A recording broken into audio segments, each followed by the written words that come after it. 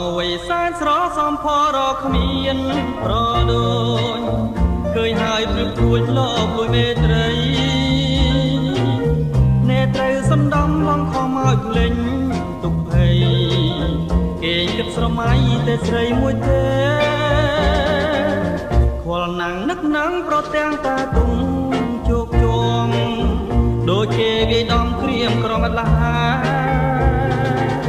ទួខំកាត់ចិនក៏អត់បានផលអ្វីដែរនៅតែនឹកស្នេហ៍រាល់ថ្ងៃ